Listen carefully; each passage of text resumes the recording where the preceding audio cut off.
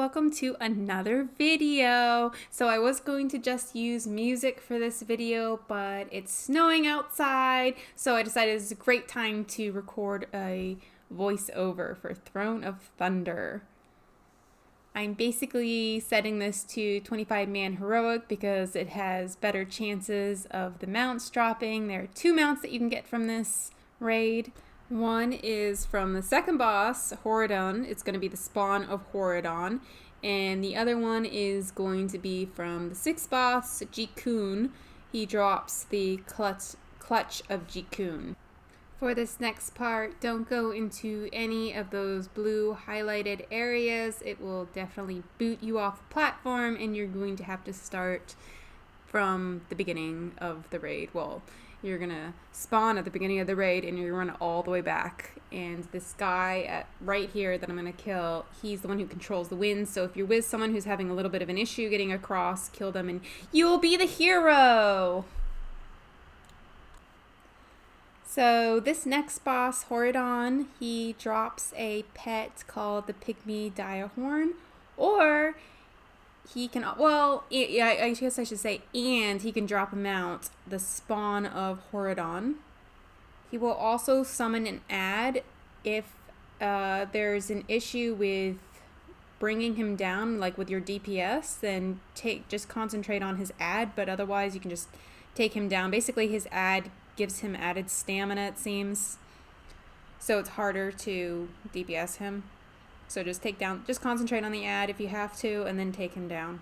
And all the ads in that corridor that I just left, they have a chance of dropping the living Sandling pet. At least whenever it drops for me, it drops from those guys. I basically just skipped most of them in this video. So for Council of Elders, normally I would focus on the priestess, because I am under the assumption that she heals, but I think I'm just, single targeting them. But in this video, I just kind of do like a roundhouse damage to all of them. I did a lot of things differently in this video than what I normally do, just breaking out of the routine. Okay, so this part I go off to the side because I don't know if they fixed the cutscene of going across the bridge. And I learned going off to the side like that from Asmongold's video, but you can't use the Goblin Glider anymore to get down for dungeons, so I just use kitty form and drop down and try to land in the water. If you die, it doesn't really matter because you can release and you'll be at the bottom anyways. So it's not too big of an issue. And then for this next part, to summon Megaera, you're going to find the 3 of these gate guardians, eternal guardians, and once you kill them, remember to click on the bell that's behind them, and it cracks the bell, and that will summon the boss. And they're basically just along that back wall.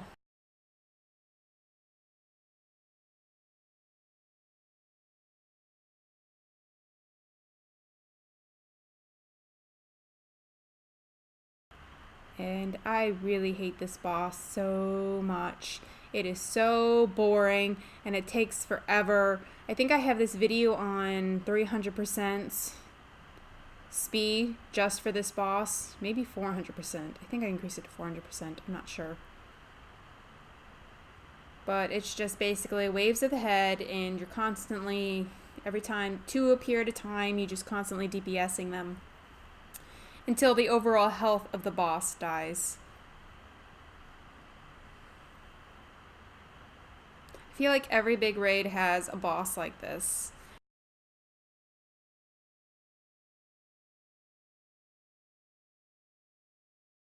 Okay, in this next section, there's going to be spider webs on the floor. Don't walk in them because you have a chance of getting trapped in them, and then if you don't have anyone with you, no one's going to break you out and you will be there for a long time. These snails, the gastropods, they have a chance of dropping Jerry the Snail, the toy. Don't let them touch you, otherwise if you do, you'll die. And that thought was going through my mind as I was doing this, and then for some reason I just kind of zoned out and walked into them. So just don't do that because you'll die and then you have to run back from I believe it's the start of that quarter. But anyways, Jerry the Snail is 0.7% drop rate, which is almost like farming for a mount. It still hasn't dropped for me. And then this next boss, Ji-Kun, the chance of dropping Ji-Kun Hatchling, which is a pet, or the clutch of Ji-Kun, which is a mount, or he can drop both at the same time. So I don't really know why I said or, because he drops both.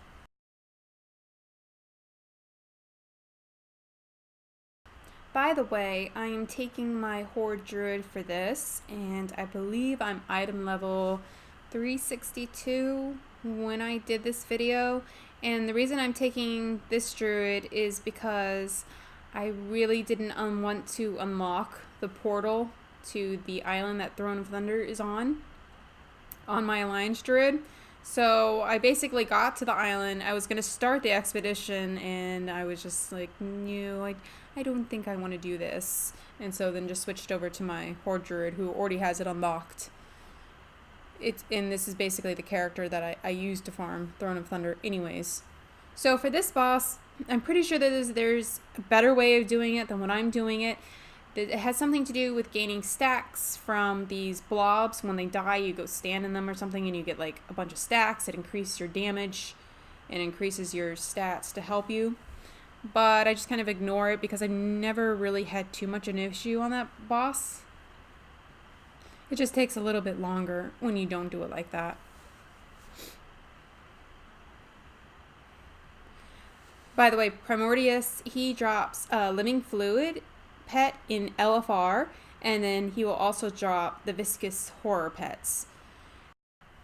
So if you want the Living Fluid pet, then do it on LFR, or you can buy it off the auction house and pretend like you got it through LFR, right? And then Dark Animus is actually a little bit complicated. I have a little bit of trouble with him just because my health drops like crazy with him. He has all these ads that you basically need to take down at the same time, because when one dies, the others get more powerful. And if you have any trouble with him, just try to, I guess, stay out of the pool of blood that follows you. That does a lot of damage. He has a chance of dropping the Son of Animus pets.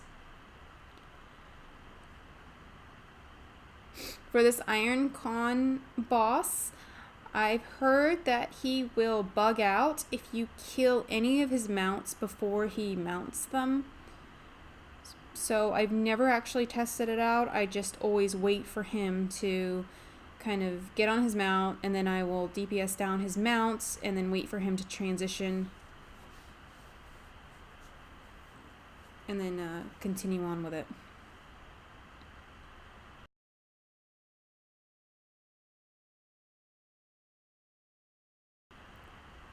By the way, I sell so much because my bags are so full, and I definitely need to go through them. I just have a lot of stuff in there that I don't know what the things are for, so I have to go through and research what different things are for before I get rid of them. If you started this raid on normal and you switch, say like after a boss or halfway through, to heroic, I'm pretty sure Lei Shen will not appear for you. At least I think I did that by accident one time. I started this 25-man normal. I did the first boss, and then I ran out, switched it to heroic because I forgot. And yeah, he did not appear for me, which was extremely unfortunate because I need an item off Raw Den. But basically, for Lei Shen, the only thing you really need to be concerned about is like this blue lightning thing that pushes you off the platform. So yeah, don't go AFK during this because you'll get pushed off the platform. He does this twice, and you pretty much just have to keep running towards him, fighting it.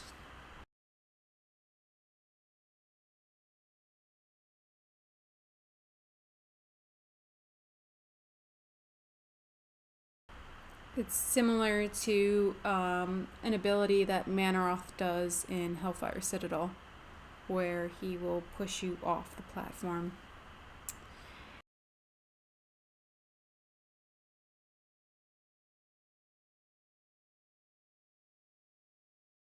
And then in 25-man heroic, you can go and unlock the chamber to Horridon, or it unlocks for you, and you can go and defeat him. He's one of the keepers of the Titans. There's really nothing too much, well, not too much to worry about with this guy. At one point, he will summon 2 targetable orbs on either side of him. And I went after the one, I believe it's the red one, because when I didn't do that before, it seemed to wipe the raid. So don't go for the blue one, go for the other one. Not very specific, but still. Why will you not drop my belts? Anyways, I had a lot of fun making this video, and I hope you enjoy it too. Thanks for watching!